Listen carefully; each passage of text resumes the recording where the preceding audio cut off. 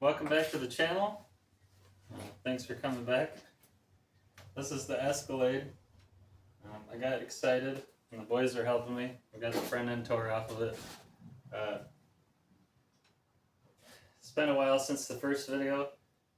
I'm gonna try and scan the codes because I know it had some. It ran a little rough, maybe a misfire almost. So I scanned the codes when I got it, when I bought the truck. That was a while ago. So I got the fuse box all hooked back up. I'm going to jump it with a battery and see if we can scan the codes again. So follow me. Got the scanner, piece of paper. Here we go. Scanner's not communicating with the vehicle. It's my old Electron scanner. I'm thinking, not really sure. Everything should be hooked back up. I'm at like just under 12 volts if that's throwing it off, or maybe the scanner's just not working with this vehicle. I just tried it with my Suburban and it worked fine. I did manage to find where I wrote down when I scanned it the first time, so it's not a big deal anymore. We got a PO102 mass airflow, PO352 ignition coil B, and a PO14102 sensor. That kind of explains the way it ran. So a little sluggish, just ran kind of rough, idled rough, I mean. But it had good oil pressure. Everything else seemed fine. So I think what we're gonna do is a compression check. And I already sold the Speedo out of it, so I can't look at that either. We're gonna do a compression check, and just with the engine cold. I think I could probably start it right now, but I don't want to. I'd have to hook some lines up and whatnot. So yeah, we'll do a compression check. If that looks okay or not, and then we'll know where to go from there. Alright, so I got all the spark plugs out, and we're about ready to do a compression test. I got a starter button on the starter, and compression tester is partially screwed in. Got it right there. Got a paint marker, we're just going to write it on the windshield. So here we go. Put that in a really good spot. I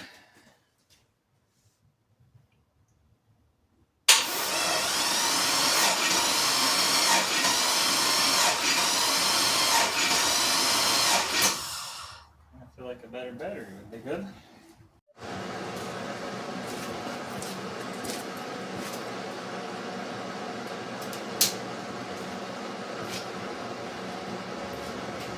Alright.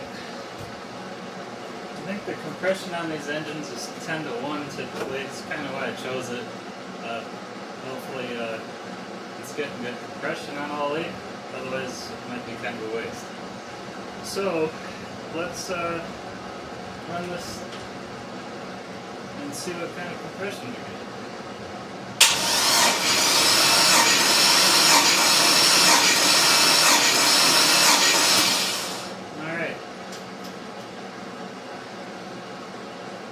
If you watch in the background down here, I don't know if you can see it, but it's pea and tranny fluid all over the place.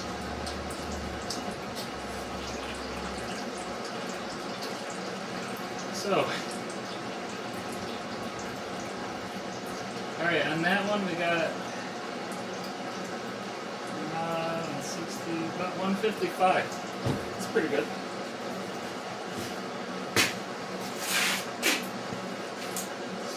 That's going to be number 1,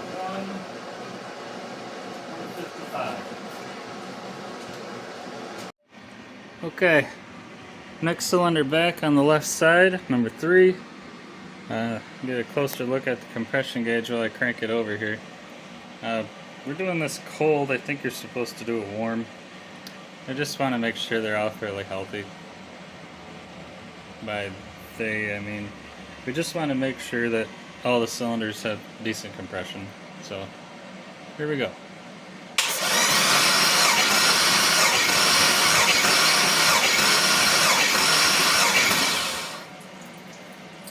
That one's pretty good. About 165, 168. We're making a big mess down here. Don't look at that. Okay, so let's get the marker. I'm gonna put 165 on that one, and then the cap back on if I can. There we go. Okay, I'm gonna come in and bleed that off and screw it.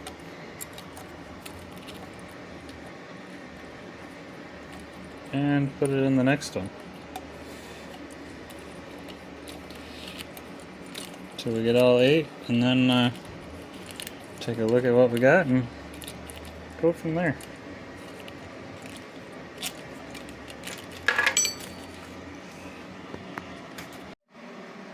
Alright, so I'm on the last cylinder, number 8, doing the compression test on this Cadillac.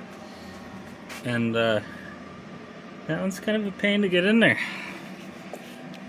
I ended up taking the shield off that protects the AC dryer, that unit down there, and was finally able to get in there. But while I was doing that, I was thinking about the misfire code and whatnot, and what it might be. And I was checking the plugs on these coils. Look at this one. It wasn't plugged in. It's just kind of sitting in there. It looks okay. I don't know if I don't know why. Must have missed it. Yeah, it seems fine. They're some sort of eBay, Amazon kind of branded wires. Forget the name on them. Oh, there it is. Bakodo? I don't know. You probably can't see it. And the coils are no name too. But I wasn't gonna run them, but after seeing that, I might. I don't know. We'll see. Alright, so we got one last cylinder. See what that compression is.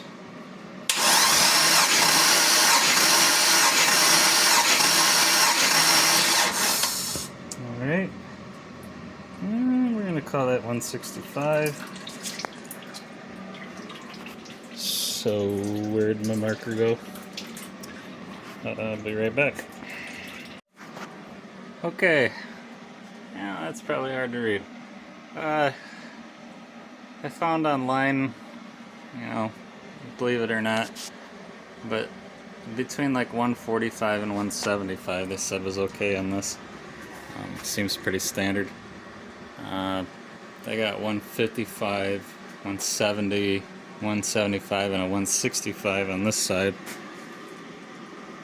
And on the other side, on the driver's side, we got, I actually retested the first one just to see if it went up, but I got a 160 instead of 155. We got a 165, 175, and a 180 on the number 7 in the back. So I'd say she's pretty healthy. Again, it's testing it cold. It's got, I think it had 225,000 on it. So it's definitely seen some road time. Just looking it over, it's got a new alternator. I noticed the starter looked pretty new. If you look in there, that water pump's gasket's been messed with. So it must have had a water pump at some point, I'm assuming. Some of the hoses are have different clamps. So yeah, it looks okay. I think think it's gonna be good. Never know.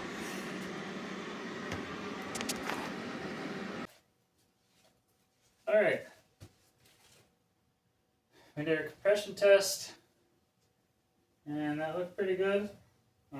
Feeling confident that it's going to be a decent engine. All the spark plugs were dirty, but they're evenly dirty. So we're going to go with that. I made a mess on the floor. The dipstick is broken, but oil seems fine. I'm not going to taste it. Yeah. So I'm going to get the engine in training. I'll probably throw the spark plugs back in just to keep the holes sealed up. Get the engine in training out. Hopefully I can sell some more parts. It's not doing that great for parts. Sold a couple little things, but that's fine. We'll scrap the rest and make up some money. And yeah, see you then.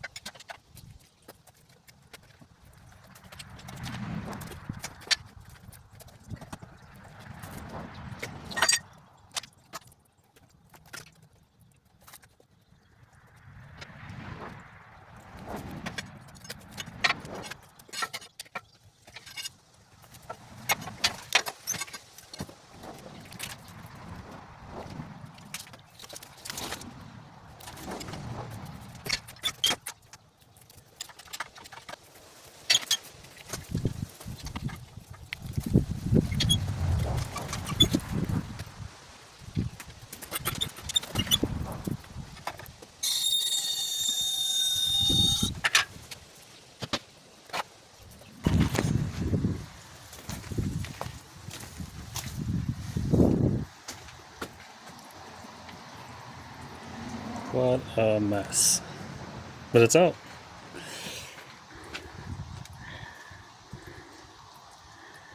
LQ9 for L65E, I believe, which is junk because it slips. Yeah, progress.